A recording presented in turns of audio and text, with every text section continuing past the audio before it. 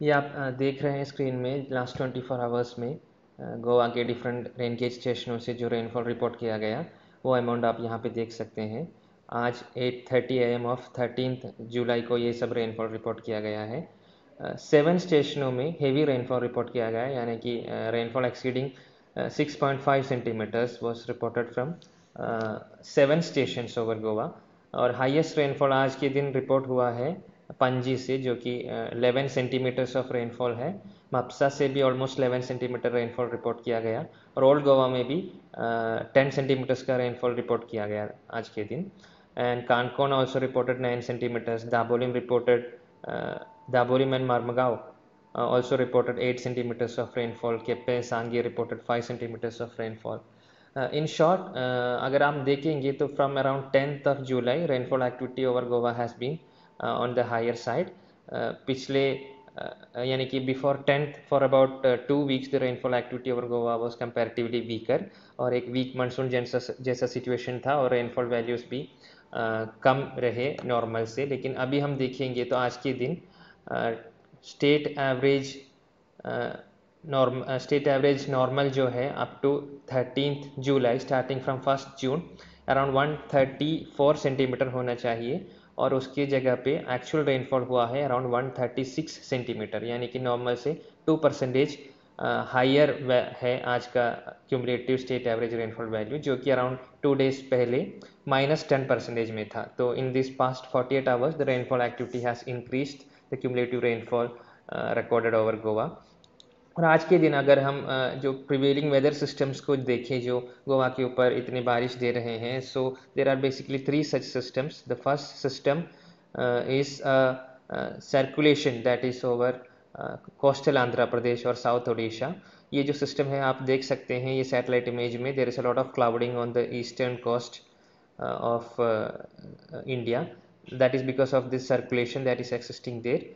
वो सिस्टम एक है। दूसरा है एक circulation over Saurashtra region, Saurashtra coast के पास यानी कि गुजरात की साइड में एक सर्कुलेशन है। और तीसरा है जिसको ईस्ट वेस्ट शियर जोन कहते हैं, वो पास हो रहा है at a height of around 2.1 to 5.8 kilometre के हाइट में from mean sea level along the latitude of 18 degree north. तो ये तीनों सिस्टम के कारण जो मानसून करंट्स है गोवा के ऊपर और वेस्ट कोस्ट के ऊपर, कोंकण के ऊपर, सब इंक्रीज्ड रेनफॉल एक्टिविटी प्रोवाइड कर रहे हैं और यही एक्टिविटी हो रहा है पिछले 48 आवर्स से।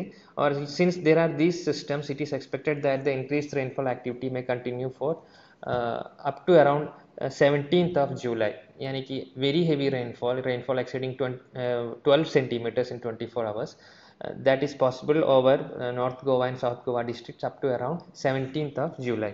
अगर हम देखेंगे ये this is the radar image, latest radar image, तो हम देख सकते हैं कि cloud patches are coming towards Goa from the Arabian sea side and that is the same region why Goa is getting back to back rainfall spells.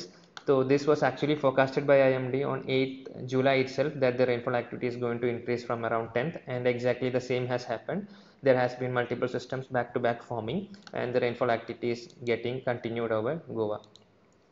तो जैसे बताया गया ये तीनों सिस्टम के कारण रेनफॉल एक्टिविटी हायर है और वेरी हेवी रेनफॉल जो है एक्सपेक्ट कर सकते हैं up to around 17th of July. और उसमें भी पहले के 3 दिन यानी कि 13, 14 और 15 को ऑरेंज कलर वार्निंग है गोवा के लिए, ऑरेंज कलर वेदर वार्निंग दिया गया है। और on 13th यानी कि 24 hours between 8:30 AM of 13th July and 14th July there is possibility of heavy to very heavy rainfall at a few places. यानी कि 50% of the stations, rainfall reporting stations, may report heavy to very heavy rainfall, and along with that there is possibility that 1 or 2 stations over both the district may record even rainfall exceeding 20 centimeters, which is termed as extremely heavy rainfall. And in the coming days also heavy to very heavy rainfall is expected with an increased distribution of scattered distribution, यानी कि 25 to 50% of stations can report very heavy rainfall.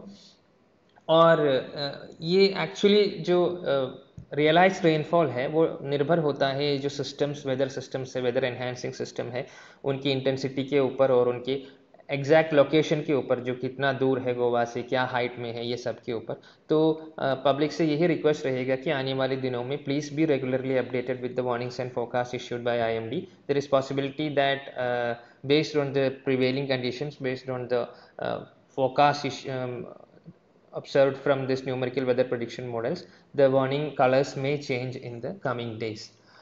और also there is one more thing कि अभी around 4 और 5 days तक ये very heavy rainfall possible है गोवा के ऊपर। सो जो भी एरियाज जो वल्नरेबल है फ्लडिंग के लिए, नहीं तो लैंडस्लाइड के लिए, people living in such areas में please take the necessary precautions. और ऐसे जगह पे जहाँ पे शॉर्ट टर्म फ्लडिंग का सब चांसेस है, नहीं तो एक घाट एरिया में सब फ्लैश फ्लड के चांसेस है, ऐसे हिस्ट्री वाले एरिया से, वल्नरेबल एरिया से।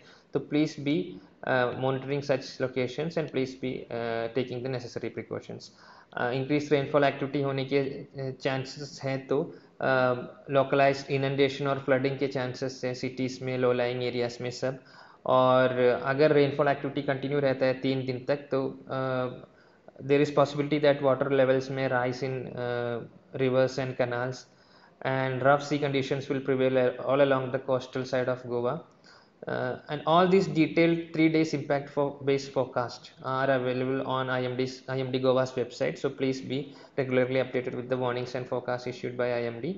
And along with that, fisherman warning is there. अभी आने वाले 4 दिनों में 13, 14, 15 and 16 में गोवा की कोस्ट में, along and off the coast of Goa, wind speeds will be 45 to 55, gusting up to 65 kilometers per hour. So fishermen are requested not to venture into these areas for the coming 5 days. And once again, it is requested, please be regularly updated with the warnings and forecasts issued by IMD. Warnings and forecasts are based on the latest observations of atmospheric parameters and numerical weather prediction models.